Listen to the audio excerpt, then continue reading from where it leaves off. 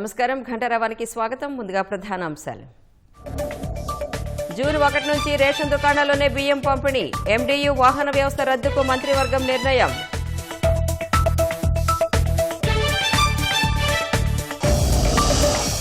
Ration card దరఖాస్తుకు marriage certificate అవసరం లేదు. 48 గంటల్లో సమస్యలన్నీ పరిష్కరిస్తామన్న మంత్రి మనోహర్.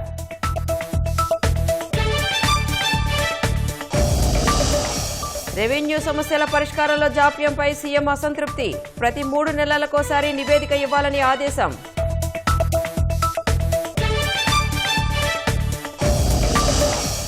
ఉద్యమ కార్యాచరణ రద్దు చేసుకున్న ఉపాధ్యాయులు. ప్రభుత్వం సానుకూలంగా స్పందించడంతో నిర్ణయం.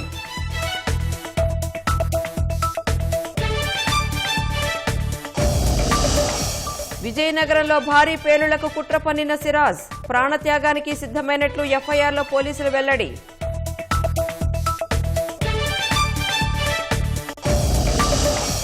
తిరుమల భద్రతకు యాంటీ డ్రోన్ టెక్నాలజీ వినియోగం. ధర్మకర్తల మండలి సమావేశంలో టీటీడీ నిర్ణయం.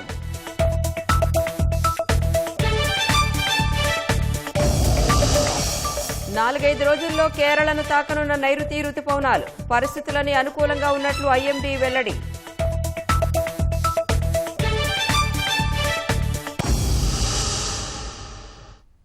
రేషన్ పంపిణీ వ్యవస్థలో సంస్కరణలకు రాష్ట్ర ప్రభుత్వం శ్రీకారం చుట్టింది. గత వైసీపీ ప్రభుత్వ హయాంలో అమలు చేసిన ఎండియు వాహన వ్యవస్థ రద్దుకు మంత్రివర్గం నిర్ణయించింది.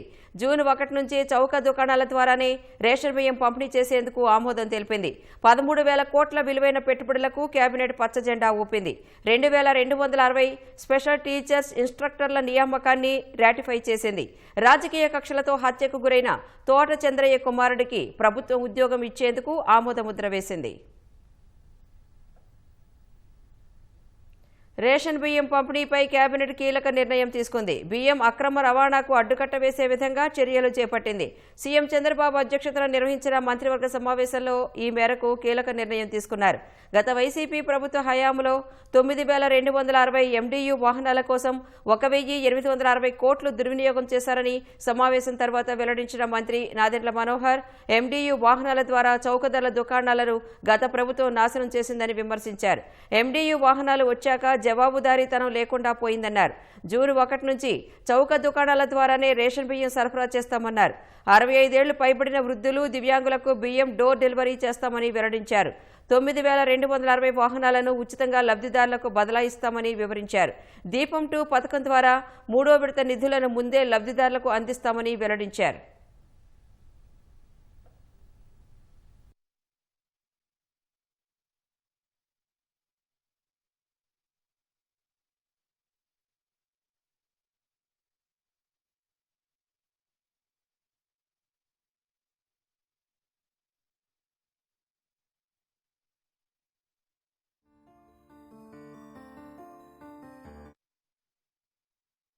జూన్ 1వ తారీఖు నుంచి ఫేర్ ప్రైస్ షాపుల ద్వారానే పీడిఎస్ రైసు లబ్ధిదారులందరూ కూడా చేరవేసే విధంగా నిర్ణయం తీసుకున్నాం. దీంతో పాటు 65 సంవత్సరాల కన్నా ఎక్కువగా ఉన్న వయసులో ఉన్న వృద్ధులకు, అదేవిధంగా దివ్యాంగులకు డోర్ డెలివరీ జరిగేటట్టు ఈరోజు ఒక నిర్ణయం తీసుకున్నాం. ఈ ఫేర్ ప్రైస్ షాప్స్లో కూడా మేము కొత్త యాప్ డిజైన్ చేసాం. రేషన్ చాలా పక్కాగా మేము మానిటర్ చేసుకునే విధంగా నెక్స్ట్ ఫేజ్లో మేము ప్రతి షాప్లో కూడా సీసీ కెమెరాలు కూడా ఏర్పాటు చేసి వాళ్ళ సర్వీసెస్ని మేము పెంచే విధంగా కేంద్ర ప్రభుత్వంతో చర్చించిన తర్వాత ప్రాథమిక అనుమతులు వచ్చినాయి మాకు. ఈ ఫేర్ ప్రైస్ షాప్స్ని చిన్న చిన్న కిరాణా షాపులుగా వాళ్ళు కూడా వ్యాపారం చేసుకునే విధంగా గిరిజన ప్రోడక్ట్స్ కానివ్వండి, కేంద్ర ప్రభుత్వం అందించే ఈ భారత్ ప్రోడక్ట్స్ని ఈ షాపుల ద్వారా మేము వినియోగదారులకి తక్కువ రేటుకు తీసుకొచ్చే విధంగా ఒక నిర్ణయం తీసుకున్నాం. మొదటి దశలో 99,70,000 మంది దీపం 2 పథకం కింద ఉచిత గ్యాస్ పథకం లబ్ధి పొందారు. ఫేజ్ 2లో ఎప్పుడైతే ఏప్రిల్ నుంచి జూలై వరకు ఉందో, ఫేజ్ 2లో ఆల్రెడీ ఇప్పటికే 70 లక్షల మంది బుకింగ్స్ చేసుకున్నారు. సో ఫేజ్ 2 అయిపోయిన తర్వాత ఫేజ్ 3లో వారికి ముందుగానే డబ్బులు వాళ్ళ ఖాతాలోకి వేసేటట్టు డైరెక్ట్గా ఈరోజు కేబినెట్ నిర్ణయం తీసుకుంది. ఎస్ఐపిబి నిర్ణయాలకు కేబినెట్ ఆమోదం తెలిపింది. 13,000 కోట్ల పెట్టుబడులకు పచ్చజెండా ఊపినట్లు మంత్రి పార్థసారథి తెలిపారు. త్వరలోనే విద్యుత్ వనరుల కేంద్రంగా అమరావతి మారుతుందన్నారు. 2,260 స్పెషల్ టీచర్ల ఇన్స్ట్రక్టర్ల నియామకానికి ఆమోదం తెలిపామన్నారు. 22A నిషేధిత జాబితాలోని ఆస్తుల బదిలీ, అక్రమ రిజిస్ట్రేషన్ల రద్దుకు నిర్ణయించామన్నారు. పలమనేరు రెవెన్యూ డివిజన్ నుంచి కొన్ని మండలాల బదిలీకి ఆమోదించినట్లు వివరించారు. IBM, TCSతో కుదుర్చుకున్న ఒప్పందాలకు ఆమోదం తెలిపినట్లు వెల్లడించారు. భవిష్యత్తులో క్వాంటమ్ టెక్నాలజీకి ఉన్న ఇంపార్టెన్స్ని దృష్టిలో పెట్టుకుని కానీ టెక్నాలజీ డెవలప్మెంట్ని దృష్టిలో పెట్టుకుని మరి ఇప్పటికే మరి IBM, TCS మరియు L&Tలతో కుదుర్చుకున్న 3 అవగాహన ఒప్పందాలను ధృవీకరించడానికి పరిశ్రమలు, మౌలిక సదుపాయాలు మరియు వాణిజ్య శాఖ చేసిన ప్రతిపాదనను రాష్ట్ర మంత్రిమండలి ఆమోదించిందని చెప్పేసి నేను మనవి చేస్తా ఉన్నాను. దీని మూలంగా ఏంటంటే మన యువతకి మళ్ళీ ఒక కొత్త ఓపెనింగ్స్, ఏ విధంగా అయితే కొన్ని లక్షల మంది ఐటీ ద్వారా ఈ రాష్ట్రంలో వినియోగించుకోగలిగారో, మన రాష్ట్ర ప్రభుత్వం లేదా చంద్రబాబు నాయుడు గారు చేసిన డెవలప్మెంట్ని మళ్ళీ రాబోయే రోజుల్లో కూడా ఈ రాష్ట్ర యువకులకి గొప్ప అవకాశాలు ఈ క్వాంటమ్ వ్యాలీ ద్వారా రాబోతున్నాయని చెప్పేసి కూడా ఈ సందర్భంగా తెలియజేస్తూ ఆ ప్రతిపాదనని రాష్ట్ర మంత్రిమండలి ఆమోదించిందని చెప్పేసి నేను మనవి చేస్తాను. కేబినెట్లో రైతుల సమస్యలపై సుదీర్ఘంగా చర్చించారు. గతేడాదితో పోల్చుకుంటే ప్రస్తుతం వివిధ పంటల దిగుబడులు పెరిగాయని అధికారులు వివరించారు. అంతర్జాతీయ పరిణామాలు, దేశ విదేశాల్లో నెలకొన్న ప్రత్యేక పరిస్థితుల కారణంగా వివిధ పంటల ధరలపై ప్రభావం పడిందని మంత్రివర్గం అభిప్రాయపడింది. మిర్చి, పొగాకు, ఆక్వా, కోకో, చెరకు, మామిడి వంటి పంట ఉత్పత్తుల ధరలు తగ్గడానికి గల కారణాలు అధికారులు వెల్లడించారు. రైతుల్ని ఆదుకునేందుకు సిద్ధంగా ఉన్నామని ముఖ్యమంత్రి చంద్రబాబు ప్రకటించారు. పొగాకు రైతులు నష్టపోకుండా చర్యలు తీసుకోవాలని ఆదేశించారు. అవసరమైతే ప్రభుత్వమే పొగాకు కొనుగోలు చేసే చర్యలు తీసుకోవాలన్నారు. వ్యవసాయ దిగుబడులు, గిట్టుబాటు ధరలు, నిత్యావసరాల ధరలపై 6 మంత్రులతో కేబినెట్ సబ్ కమిటీ ఏర్పాటు చేసేందుకు నిర్ణయించారు. రైతులకు గిట్టుబాటు ధర దక్కేందుకు తీసుకోవాల్సిన చర్యలపై కేబినెట్ సబ్ కమిటీ నిరంతర పర్యవేక్షణ చేయనుంది.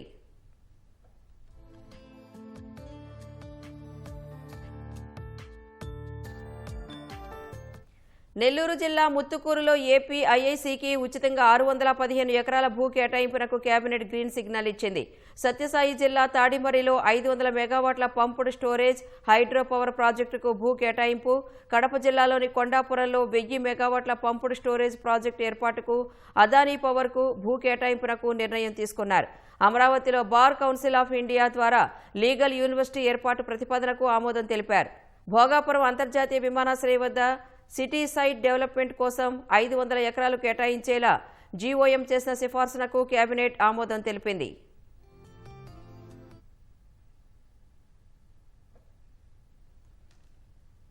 పెళ్లి తర్వాత నూతన రేషన్ కార్డు అప్లై చేసేవారు రిజిస్ట్రేషన్ సమయంలో వివాహ ధృవీకరణ పత్రం అప్లోడ్ చేయాల్సిన పని లేదని మంత్రి నాదెండ్ల మనోహర్ స్పష్టం చేశారు. సచివాలయ సిబ్బంది పరిశీలనకు వచ్చినప్పుడు మాత్రం చూపిస్తే సరిపోతుందని చెప్పారు. నూతన రేషన్ కార్డుల రిజిస్ట్రేషన్లో కొన్ని సమస్యలు ఉన్నాయన్న మంత్రి 48 గంటల్లో అన్నింటికీ పరిష్కారం చూపిస్తామని తెలిపారు. గతంలో దంపతులకి వాళ్ళ కార్డు వాళ్ళు కోరుకుంటారు కాబట్టి ఎవరైనా సరే కొత్తగా పెళ్ళైన వాళ్ళు మీరు కార్డు తీసుకోవచ్చు సపరేట్గా అనేది మేము ప్రకటించాం.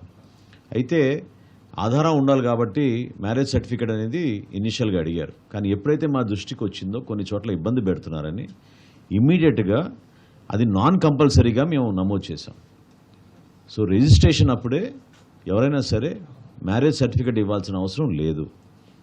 కొన్ని చోట్ల ఏంటంటే ఫోటోనో లేకపోతే మీ దగ్గర పెళ్లి కార్డు ఉందా మీరు అదొక ప్రూఫ్ చూపించండి అని అడుగుతున్నారు. కానీ అది ఎప్పుడు వెరిఫికేషన్ కోసం వచ్చినప్పుడు గ్రామ సచివాలయం, వార్డు సచివాలయం సిబ్బంది వచ్చినప్పుడు మాత్రమే చేస్తారు. కానీ ఆన్లైన్లో మాత్రం we have made it non compulsory and we have enabled it. సిమిలర్గా కొన్ని ఫెసిలిటేట్ చేయడానికి కోసం కొన్ని ప్రయత్నాలు చేస్తూనే ఉన్నాం. అనుసంధానం చేయాల్సిన అవసరం ఇంకా కొంచెం ఉంది. బహుశా ఇంకో నెక్స్ట్ 48 అవర్స్లో ప్రాసెస్ అంతా ఇంకా చాలా స్మూత్గా వెళ్తుంది. వచ్చినాయి, మా దృష్టికి కూడా వచ్చినాయి, డెఫినెట్గా వచ్చినాయి. ఎందుకంటే ఒకేసారి ఒత్తిడి ఎక్కువ ఉంది, కొంచెం సమయం పడుతుంది. సర్వర్ కూడా చాలా సందర్భాల్లో టెక్నికల్గా కొన్ని సమస్యలు ఉన్నాయి. వీటన్నిటిని మా కమిషనర్ గారు చూసుకుంటున్నారు. I'm positive in the next 24 to 48 hours దీన్ని ఒక కొలిక్కి తీసుకురాగలుగుతాం. ఇబ్బంది కలగకుండా మేము చేస్తాం. ఇప్పుడు మేము కొత్త కార్డ్స్ ప్రింటింగ్ చేసి ఇష్యూ చేస్తున్నప్పుడు కూడా మళ్ళీ మీకు అవకాశం కల్పిస్తాం. అందులో ఏం లేదు. చేర్పులు మార్పులు అనేది సహజం. It's an ongoing exercise. Deletion of an individual unit ఒక అంశం అండి. కొంతమంది ఏమో వాలంటరీ సరెండర్ చేద్దాం అనుకుంటున్నారు కార్డు, కొంతమంది మైగ్రేషన్ వలన డిలీషన్ అనేది ఒక ఇష్యూ అండి. ఈ మూడింటిని మేము మీకు వివరణ మీకు ఇస్తాం, మేము ఎనేబుల్ చేసాం, అది చెప్తాం మీకు వివరాలు. ఫస్ట్ డే నుంచే ఒంటరి మహిళకి ప్రత్యేకంగా మేము సింగిల్ మెంబర్ కార్డు ఇస్తామని హామీ ఇచ్చాం. అదేవిధంగా ఎవరైనా ఆశ్రమాల్లో ఉంటున్నా లేదా ఇతర ప్రాంతాల్లో ఒంటరిగా ఉంటున్నా కూడా పాపం వాళ్ళకి అంటే లీగల్ ఇష్యూస్ ఉన్నా కూడా డివోర్స్ విషయంలో ఆ విషయంలో కూడా 7 years దాటితే ఖచ్చితంగా మనం వాళ్ళకి సపరేట్ కార్డు ఇచ్చేటట్టు మేము వెసులుబాటు కల్పించాం.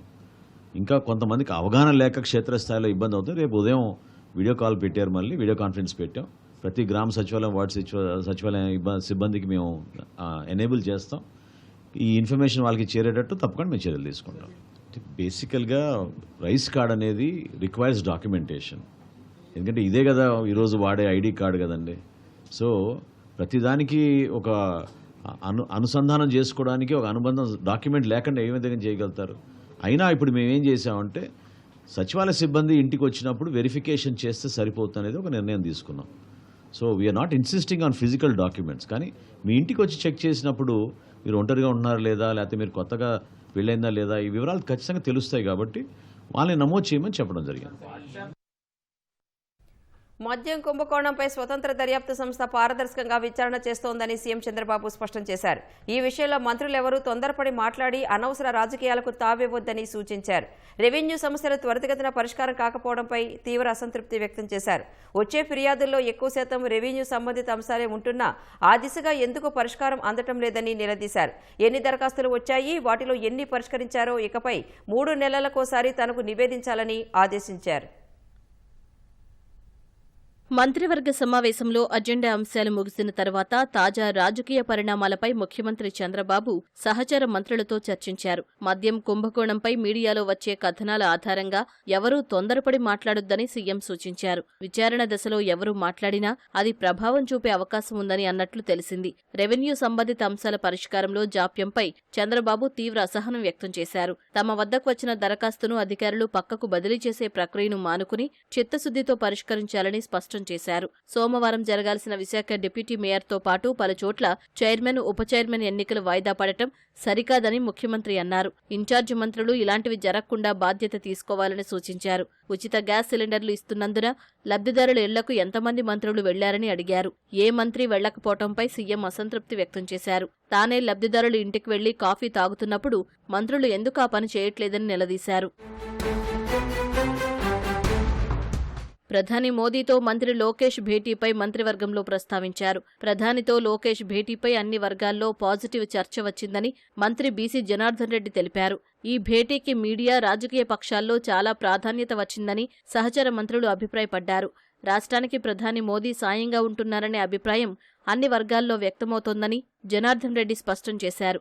ఇప్పటికే 2 సార్లు రాష్ట్రానికి వచ్చిన మోదీ యోగా డేలో పాల్గొనేందుకు మరోసారి వస్తున్నారని మంత్రి గుర్తు చేశారు. యోగా డేను అత్యంత ఘనంగా రికార్డు సృష్టించేలా నిర్వహించాలని, దీనిపై మంత్రులు దృష్టి పెట్టాలని సీఎం చంద్రబాబు సూచించారు. టెంపుల్ టూరిజంలో భాగంగా శ్రీశైలం అభివృద్ధిపై చంద్రబాబు మంత్రులతో సమాలోచనలు జరిపారు. శ్రీశైలంలో రద్దీ బాగా పెరిగి ఆదాయంలో 2వ స్థానంలో ఉందని మంత్రులు తెలిపారు. మరింత అభివృద్ధి చేయాలని సీఎం అన్నారు. అటవీశాఖ అధికారులతో కలిసి సమస్య పరిష్కరించుకోవాలని చంద్రబాబు ఆదేశించారు. ప్రతి జిల్లాలో ఒక విశ్వవిద్యాలయం ఉండేలా చర్యలు తీసుకోవాలని సీఎం అన్నారు. రాజమండ్రిలో పొట్టి శ్రీరాములు తెలుగు విశ్వవిద్యాలయం, ఏలూరులో అంబేద్కర్ విశ్వవిద్యాలయం ఏర్పాటు చేయాలని నిర్ణయించారు. ముఖ్యమంత్రి చంద్రబాబు 22వ తేదీన ఢిల్లీ వెళ్లనున్నారు. 23వ తేదీ పలువురు కేంద్ర మంత్రులను సీఎం కలవనున్నారు. రాష్ట్రానికి పెట్టుబడులకు సంబంధించి పలువురు పారిశ్రామికవేత్తలతో కూడా భేటీ కానున్నారు. 24వ తేదీ ఉదయం 9:30కు భారత మండపంలో జరిగే నీతి ఆయోగ్ పాలక మండలి సమావేశంలో సీఎం పాల్గొంటారు. అదే రోజు తిరిగి ముఖ్యమంత్రి చంద్రబాబు అమరావతి చేరుకోనున్నారు. విజయనగరంలో ఉగ్రకుట్ర కేసు నిందితుడు సిరాజ్ ఎఫ్ఐఆర్ కాపీ వెలుగులోకి వచ్చింది. ఇందులో కీలక అంశాలను పోలీసులు వెల్లడించారు. జనసంచారం ఉన్న ప్రాంతాల్లో పేలుళ్లకు పాల్పడి ఎక్కువ మందిని చంపాలని నిర్ణయించినట్లు సిరాజ్ ఒప్పుకున్నాడు. ఇందుకు విజయనగరం సరైన ప్రాంతంగా భావించి ఇక్కడకు వచ్చినట్లు ఎఫ్ఐఆర్ వెల్లడించారు. ఉగ్ర పేలుళ్లకు కుట్ర పన్నిన సిరాజ్ను అరెస్టు చేసిన విజయనగరం పోలీసులు ఎఫ్ఐఆర్ కాపీలో కీలక అంశాలు వెల్లడించారు. విజయనగరానికి చెందిన సిరాజ్ 2017లో మెకానికల్ ఇంజనీరింగ్ పూర్తి చేశాడు. ఆ తర్వాత ఎస్ఐ సెలక్షన్స్ శిక్షణ కోసం హైదరాబాద్ వెళ్లాడు. 2 సార్లు ప్రయత్నించి విఫలమయ్యాడు. గ్రూప్స్ శిక్షణ తీసుకుని 2 సార్లు ప్రయత్నం చేసినా సెలెక్ట్ కాలేదు. 2024 ఆగస్టు నుంచి అక్టోబర్ వరకు 108లో టెలికాలర్గా సిరాజ్ పనిచేశాడు. హైదరాబాద్లో ఉండగా సమీర్తో పరిచయం ఏర్పడింది. సమీర్ ద్వారా వరంగల్కు చెందిన ఫర్హాన్ మొయినుద్దీన్, ఉత్తరప్రదేశ్కు చెందిన బాదర్తోనూ పరిచయాలు ఏర్పడ్డాయి. వీరు సామాజిక మాధ్యమాల్లో ముస్లింలపై జరుగుతున్న అన్యాయాలపై చర్చించేవారని ఎఫ్ఐఆర్లో పేర్కొన్నారు.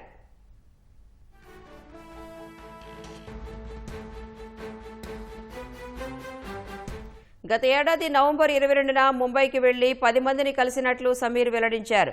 అద్నాన్ కురేసి, దిల్షాన్, ముషిషిన్, జహీర్ అలియాస్ అమన్తో కలిసి ఓ లైవ్ షోకి హాజరయ్యాడు.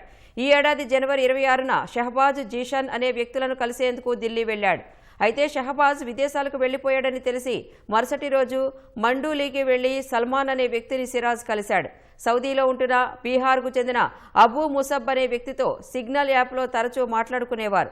అబూ ముసబ్ సూచనల మేరకు రసాయన పదార్థాలు ఉపయోగించి పేలుడు పదార్థాలు తయారు చేయాలని నిర్ణయించారు.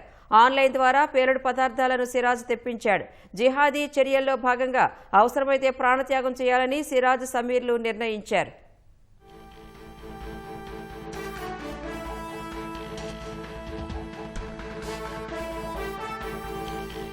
పేలుడు పదార్థాల కోసం ఆన్లైన్లో ammonium nitrate, sulphur, aluminium powder, micro electronics weighing machine కొనుగోలు చేశారు. ఆ తర్వాత విజయనగరంలో ఈ నెల 16వ తేదీనే దీపావళి మందుగుండు సామాగ్రితో పాటు పీవీసీ పైపులు, యాక్స్ బ్లేడ్లు కొనుగోలు చేశారు. వీటిని బట్టల సంచిలో ఉంచి మోటార్ సైకిల్పై బయలుదేరాడు. ఈ సమయంలో పక్కా సమాచారంతో పోలీసులు అతడి కోసం వెళ్లారు. పోలీసులను చూసి పారిపోతుండగా పట్టుకున్నారు. అతడి బైక్తో పాటు అందులో ఉన్న సంచిని పోలీసులు స్వాధీనం చేసుకున్నారు. అందులో పేలుడు పదార్థాలున్నాయి. పేలుడు పదార్థాలు తయారు చేసి ఎక్కువ జనసంచారం ఉన్న ప్రాంతాల్లో పేల్చాలని సిరాజ్ కుట్ర పన్నాడు. ఎక్కువ మందిని చంపాలనే ఉద్దేశంతోనే ఇందుకు విజయనగరం సరైన ప్రదేశంగా భావించి ఇక్కడకు వచ్చినట్లు సిరాజ్ వెల్లడించాడు. అతడి ఫోన్ను పోలీసులు స్వాధీనం చేసుకున్నారు.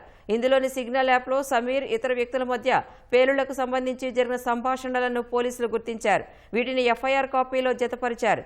పేలుడు పదార్థాలతో బాంబులు తయారైన తర్వాత డమ్మీ బ్లాస్ట్ చేయాలని సౌదీలోని వ్యక్తి ఆదేశించారని సిరాజ్ ఒప్పుకున్నాడు. ఐఈడీలను పేల్చి ఎక్కువ మందిని చంపాలని ఇమ్రాన్ ఆదేశించినట్లు చెప్పారు. ఇమ్రాన్ సూచన మేరకు విజయనగరంలో అత్యంత జనసంద్రం ఉన్న 4 చోట్ల పేలుళ్లకు సిరాజ్ కుట్ర పన్నాడు.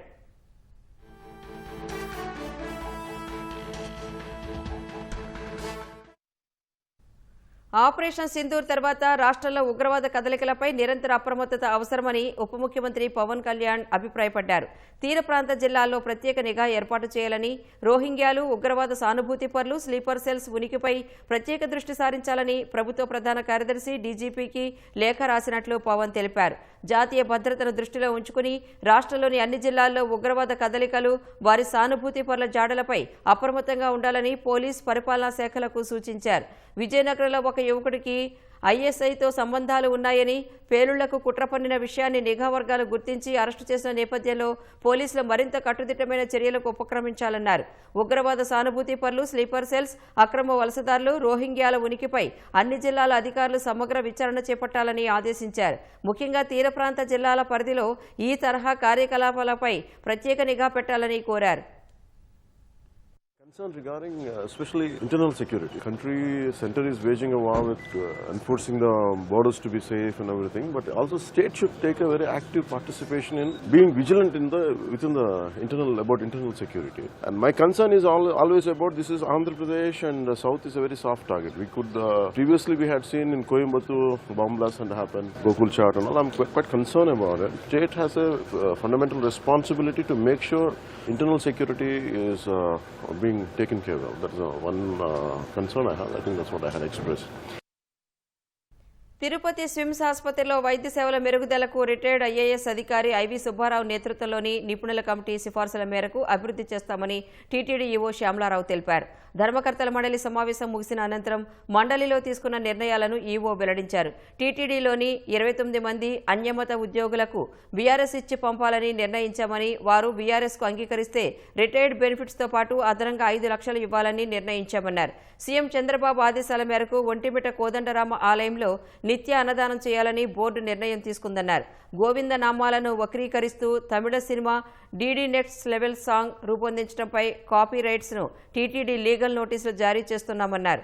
తిరుమలలో పెద్ద హోటళ్లు, జనతా క్యాంటీన్లను గతంలో ఆదాయం ప్రాతిపదికన టెండర్లు పిలిచారని, భక్తులకు నాణ్యమైన సరసమైన ధరకు విక్రయించే సంస్థలకు టెండర్లలో పాల్గొనే అవకాశం కల్పిస్తూ నిర్ణయం తీసుకున్నామన్నారు. తిరుమలలో 42 అతిథి గృహాలు ఆధ్యాత్మిక పేర్లు మార్చాయని, 2 అతిథి గృహాలు మార్చకపోవడంతో వాటికి పేర్లు మార్చాలని నిర్ణయించామన్నారు. తిరుమల కొండల్లో పచ్చదనాన్ని పెంచాలని గౌరవ ముఖ్యమంత్రి గారు మాకు ఆదేశాలు ఇవ్వడం జరిగింది. టీటీడీ తరపు నుంచి మేము ఆల్రెడీ చేయడం మొదలెట్టాము. స్విమ్స్కి సంవత్సరాల తరబడి రిక్రూట్మెంట్ జరగలేదు. సింగిల్ పర్మనెంట్ ఫ్యాకల్టీ ఉన్న డిపార్ట్మెంట్స్ చాలా ఉన్నాయి. మనము ఏది చేసినా సరే మంచి క్వాలిటీతో చేయాలి. స్విమ్స్ని ఒక మంచి గ్లోబల్ లెవెల్ ఇన్స్టిట్యూట్ కింద నిలపాలి అనేది బోర్డు కూడా చాలా మంచి నిర్ణయం కూడా తీసుకోవడం జరిగింది. 597 పోస్టులు ఖాళీగా ఉన్న పోస్టులు ఏవైతే ఉన్నాయో అవన్నీ రిక్రూట్మెంట్ చేయాలి అనేది నిర్ణయం తీసుకోవడం జరిగింది. ఉపాధ్యాయులు ఆందోళన బాట వీడారు. రేపు తలపెట్టిన డీఈఓ కార్యాలయాల ముట్టడిని రద్దు చేస్తున్నట్లు ఉపాధ్యాయ ఐకాస నేతలు ప్రకటించారు. ఉపాధ్యాయ సమస్యలు బదిలీలపై కొద్ది రోజుల క్రితం ఉపాధ్యాయ సంఘాలు ఆందోళనలకు పిలుపునిచ్చాయి. ఈ క్రమంలో జేఏసీ నాయకులతో నిన్న ప్రభుత్వం చర్చలు జరిపినా ఫలితం లేకపోయింది. ఈ ఉదయం మరోసారి ఉపాధ్యాయ సంఘాలను ప్రభుత్వం చర్చలకు ఆహ్వానించింది. సమస్యలపై సానుకూలంగా స్పందించడంతో ఉద్యమ కార్యాచరణ రద్దు చేసుకుంటున్నట్లు ఉపాధ్యాయ జేఏసీ నేతలు స్పష్టం చేశారు. హై స్కూల్లో 45 తర్వాత రెండో సెక్షన్ ఇవ్వన్నాము, 49 తర్వాత 50 వద్ద రెండో సెక్షన్ ఇస్తామని చెప్పారు. మేము ఒప్పుకోవడం జరిగింది. ఆ తర్వాత ప్రతి 40 మందికి కూడా సెక్షన్ ఏర్పాటు చేస్తామని చెప్పారు. తెలుగు మీడియం సంబంధించి కూడా మా ప్రభుత్వానికి ప్రతిపాదనలు పంపుతాం. త్వరలోనే విద్యాశాఖ మంత్రి గారితో ఒక సమావేశాన్ని ఏర్పాటు చేసి దాని మీద కూడా ముందుకు వెళ్తామనేటటువంటి విషయాన్ని కూడా చెప్పడం జరిగింది. ఫౌండేషన్ స్కూల్స్ లో కూడా మేము 30 తర్వాత ఉపాధ్యాయుని ఇచ్చినటువంటి పరిస్థితి. మరి వెనక్కి తగ్గి ఇప్పుడు 20 తర్వాత రెండో ఉపాధ్యాయుని ఇస్తారని చెప్పి చెప్పడం జరిగింది. హై స్కూల్లో 1-5 తరగతులను కలిపేసినటువంటి పరిస్థితి. ఆ 1-5 తరగతులను సపరేట్ గా ఒక యూడేస్ కోడ్ సపరేట్ గానే ఇచ్చి వాటి ప్రత్యేకంగానే పరిగణిస్తామని చెప్పి చెప్పడం జరిగింది. ఉపాధ్యాయుల వర్క్ లోడ్ 117 జీవో వల్ల 40 పీరియడ్లు ఉండేది, వాటిని 32 పీరియడ్లు చేయాలని చెప్పి మేమందరం కూడా కోరడం జరిగింది. దానికి అనుగుణంగా మేము చర్యలు తీసుకుని మీకు వీలైనంత తక్కువ పనివారం ఉండే విధంగా చూస్తామని కూడా వారు స్పష్టమైనటువంటి హామీ ఇవ్వడం జరిగింది. స్టడీ లీవ్ లో వెళ్లినటువంటి వారి యొక్క స్థానాలను బదిలీల్లో ఖాళీగా చూపెడతామని చెప్పారు. ప్రభుత్వ అనుమతితో వెళ్లినటువంటి స్టడీ లీవ్ లో వెళ్లినటువంటి ఉపాధ్యాయులకు వాళ్ళ యొక్క స్థానాలను ఖాళీగా చూపెట్టమని చెప్పేటటువంటి విషయాన్ని కూడా చెప్పడం. మోడల్ ప్రైమరీ స్కూల్ అనే వాటిని దాదాపు 9,600 తరగతికి ఒక ఉపాధ్యాయుని ఇస్తూ ఏర్పాటు చేయడం కూడా మేము ఆహ్వానించాం. అందులో ప్రైమరీ స్కూల్ హెడ్ మాస్టర్లుగా 1,400 మంది దాదాపు సెకండ్ గ్రేడ్ టీచర్లకు ప్రమోషన్లు ఇస్తారని కూడా వారు చెప్పడం జరిగింది. మరి ఈ విషయాలన్నిటి మీద కూడా మేమందరం కూడా ఏకాభిప్రాయంతో అందరూ కూడా ఆమోదించి డిఓ కార్యాలయం ముట్టడి కార్యక్రమం ఏదైతే ఉందో ఆ కార్యక్రమాన్ని వాయిదా వేసుకోవడం జరిగింది. రాష్ట్రంలో రాక్షస పాలన సాగుతోందని మాజీ సీఎం జగన్ విమర్శించారు. యథేచ్ఛగా కేసులు, అరెస్టుల పర్వం కొనసాగుతోందన్నారు. తమ పాలనలో ఏ ఒక్కరిని ఇబ్బంది పెట్టే ప్రయత్నం చేయలేదన్నారు. రెడ్ బుక్ పేరుతో ప్రజాస్వామ్యాన్ని కూనీ చేస్తున్నారని ధ్వజమెత్తారు. విశాఖ, కోనసీమ, మన్యం, పశ్చిమ గోదావరి, సత్యసాయి జిల్లాలోని వైసీపీ ముఖ్య నేతలతో గుంటూరు జిల్లా తాడేపల్లిలోని తన క్యాంపు కార్యాలయంలో జగన్ సమావేశమయ్యారు. ఈ రాజకీయాలు చేసేటప్పుడు కేసులు వేస్తారు అన్న భయం లేనప్పుడే రాజకీయాలు చేయగలుగుతాం.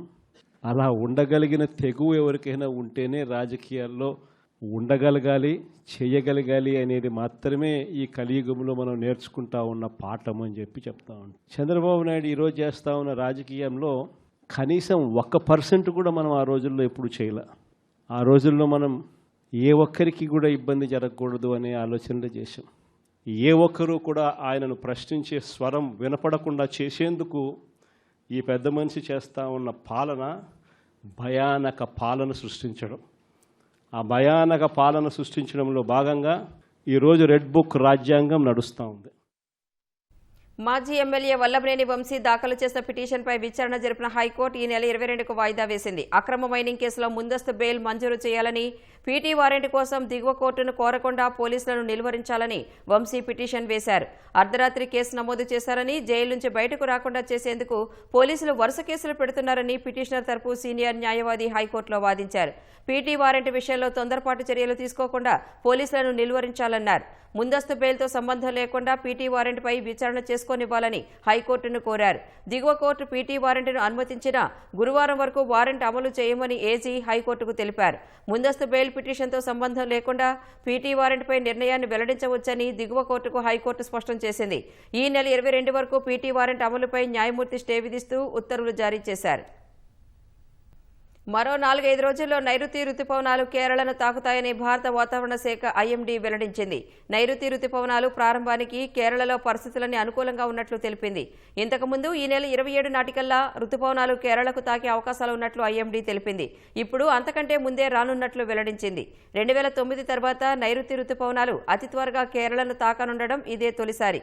2009లో మే 23న కేరళకు రుతుపవనాలు చేరుకున్నాయి. సాధారణంగా ప్రతి ఏటా జూన్ 1 నాటికి నైరుతి రుతుపవనాలు కేరళను తాకుతుంటాయి. జూలై 8 వరకు దేశం మొత్తానికి విస్తరిస్తాయి. ఈసారి సాధారణం కంటే ముందే నైరుతి రుతుపవనాలు కేరళను తాకే అవకాశాలున్నట్లు ఐఎండీ పేర్కొంది. గత ఏడాది నైరుతి రుతుపవనాలు మే 30న కేరళను తాకాయి.